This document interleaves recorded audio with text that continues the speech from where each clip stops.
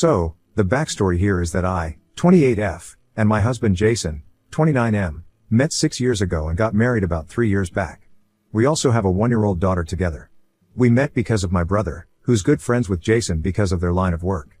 Jason used to be a cop and my brother runs the pizza place which he used to frequently visit.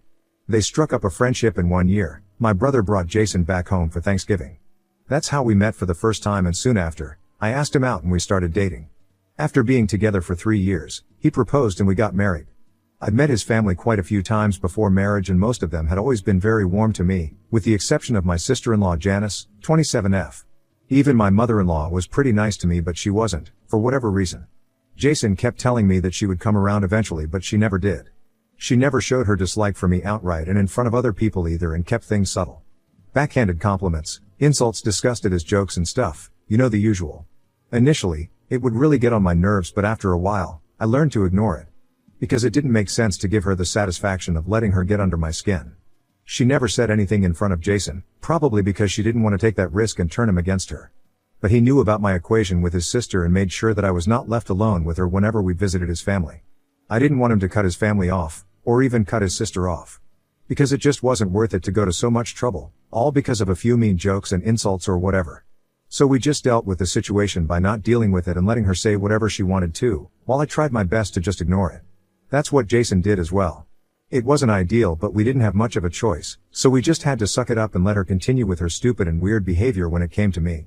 Since we wanted to maintain the peace of the family.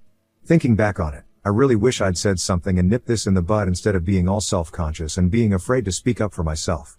I just didn't want to be labeled as that woman who gets mad at every little thing and breaks up families.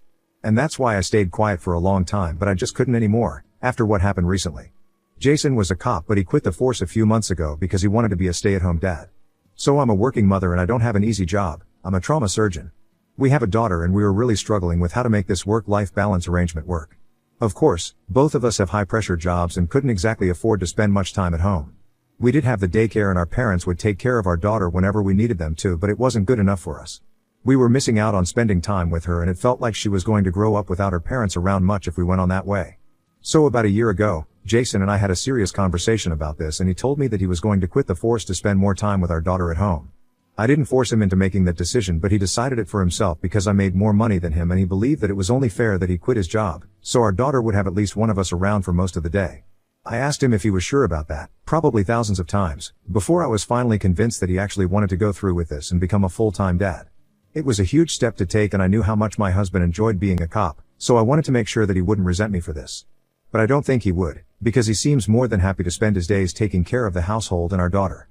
The last time we spoke about this was just a few weeks back and he told me that initially, he had found it a little difficult to adjust to being a stay-at-home dad after working for so many years. But with time, it became easier for him because he could spend time with our daughter. He seems quite content with his life and how everything has turned out for him. He doesn't seem to have any complaints because he says that his dream job used to be being a cop, but now, it's being a father. And that's pretty beautiful. His family, however, doesn't see any beauty in the situation, and I should have seen it coming because his family is pretty traditional. They do allow women to work and most of the women in his family are working women. But the catch is that they don't allow their men to work at home. None of the men in my husband's family even touch the household chores because they consider it beneath their dignity.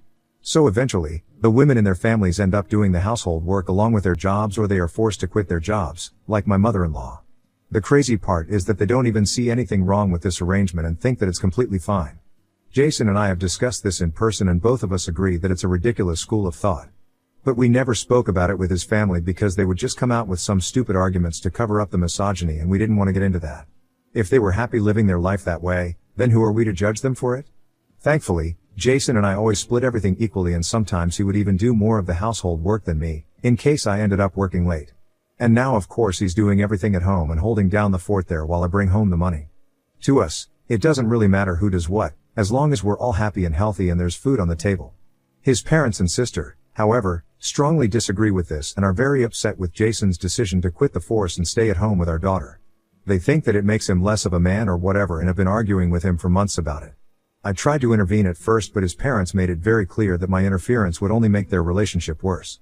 Jason didn't want me to come to his defense either because he didn't want to involve me in this mess, so I stayed out of their way. It took them a while, but they did come around to our new arrangement and haven't brought it up for quite a few months. It also probably helped that they had new things to think about, like Janice getting married. Her boyfriend of 2 years, Harry, 27M, proposed to her, and after that, everybody pretty much forgot about Jason because this was a much bigger deal. We were thankful that they chose to get engaged around that time because it really helped to take the heat off of us. For a few months, nobody from his family brought up Jason's decision to quit the force and tried to fight him on it. We were quite relieved because we thought that this had finally blown over and we wouldn't have to hear about a man's role in his family ever again. But then Janice held her rehearsal dinner yesterday, and that's where this came up again, so I had a bit of an outburst. Janice is getting married in 1 day, so this is a bit of an emergency and we need to figure out what we want to do about this really quickly. This is time sensitive, so we would appreciate a fast response to this post. So while we were at dinner, Jason and I were sitting opposite Janice and Harry. Their parents and a couple of other family members were also sitting around us, and we were all having a normal, fun chat. Nothing too controversial, and I was relieved that we were finally getting along with his family like before. It was a big deal, especially after how upset everybody had been when Jason quit the force. I didn't think this would happen again. But then, Janice decided to go off topic and started asking me how my work was going. I felt uncomfortable, but I had to answer the question because it was a very normal and innocent question in itself, but I knew where she was about to take it. I told her that my work was great and left it at that, hoping that she would take the hint and not drag this out. But then she asked Jason how his work was going and cracked a joke about how his job finally allows him to take time off without worrying about anything because now his life is just a long vacation since he is living off of my income. She didn't stop there and went on to say that at least now, it's clear to everybody who wears the pants in our family. She cracked a few more jokes that were pretty below the belt and kept making fun of Jason while he quietly tried to ignore it and smile through it all, trying to take it like a sport. But I couldn't handle it and I just lost control. It was probably years of her getting on my nerves and months of having to deal with Jason's family and their annoying beliefs. Something in me just snapped and I decided to bring up something that nobody wanted to hear. I told her that she could crack as many jokes as she wanted to, but Jason was still a better man, and an overall better human being than everybody in their family combined. I told her that she really had some audacity to make fun of Jason, considering the fact that she wouldn't even have been able to go to college, had it not been for him, and never met Harry if Jason didn't choose to give money to his parents to help them out ever since he was 18. Nobody likes talking about it because it was a very dark period in their lives, but Jason's father had lost his job back when Jason was still in high school. Janice was too spoiled and oblivious to even notice the problems in her family, and her parents and Jason decided that they would do their best to make sure that she doesn't find out about it either. So they never said no to anything that she wanted, even while they were struggling, to make sure she didn't end up worrying about their finances. Jason had to take up 2 jobs to be able to support his family back then, while his father continued to search for a job with decent pay.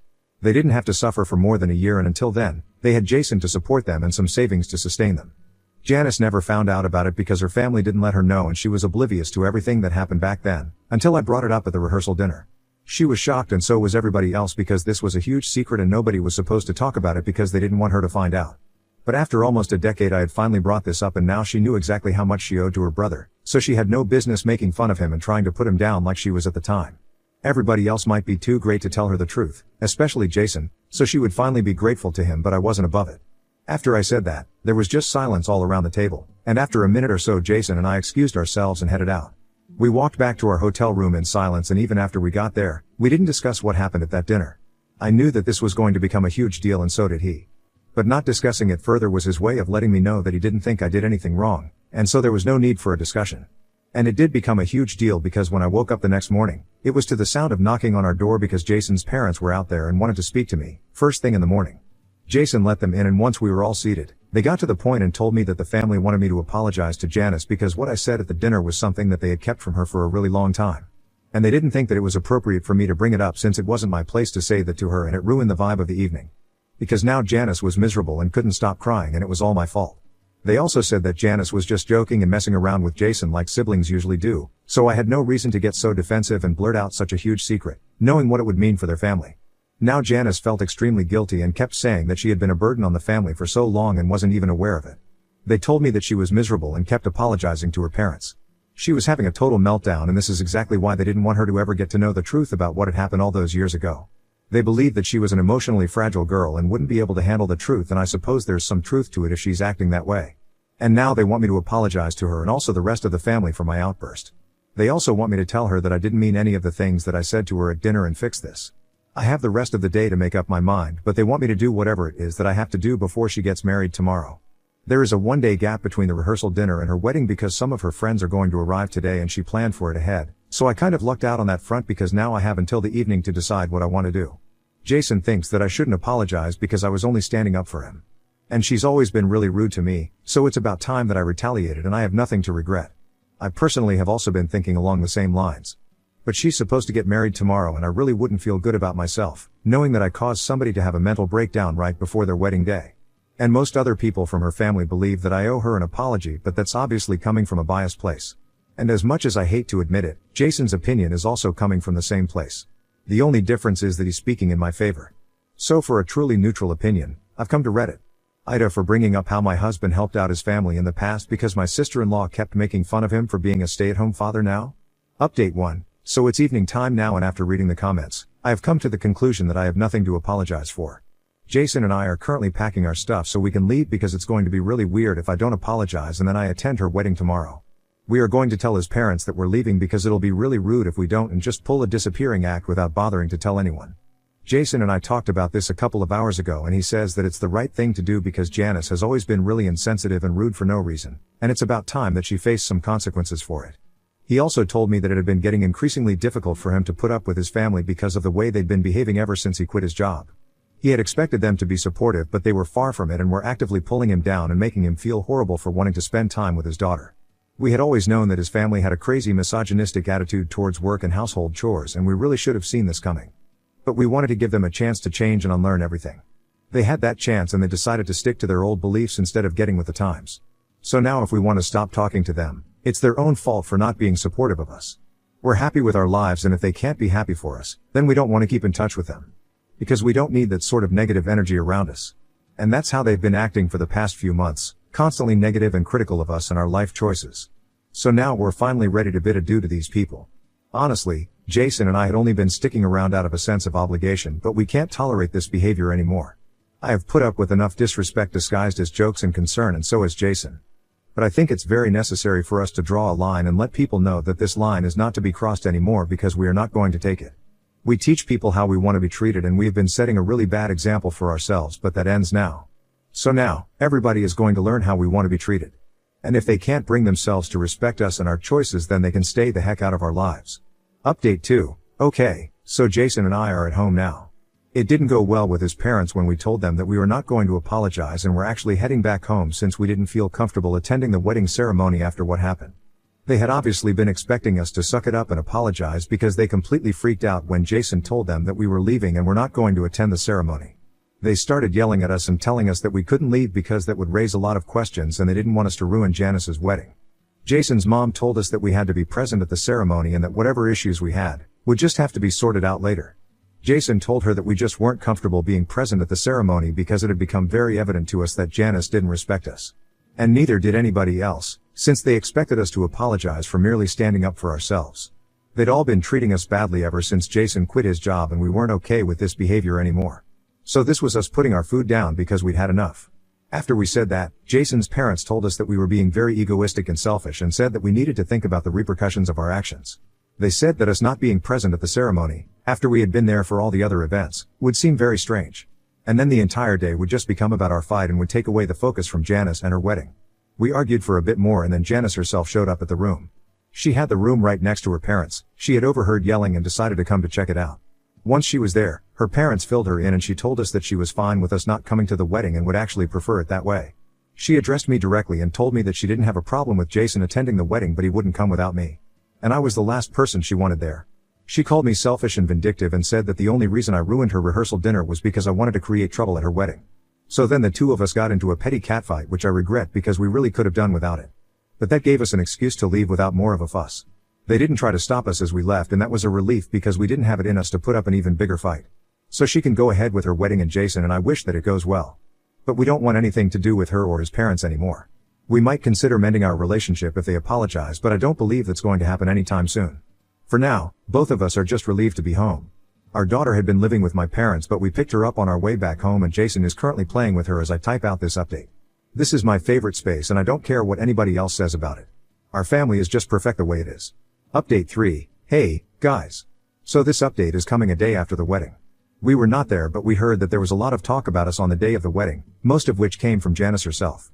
It's ironic that her parents were worried that our absence would lead to a lot of questions from other people and the day would end up becoming more about us and our fight with Janice than about her. but I guess Janice leaned into the idea and started making her wedding day more about us herself.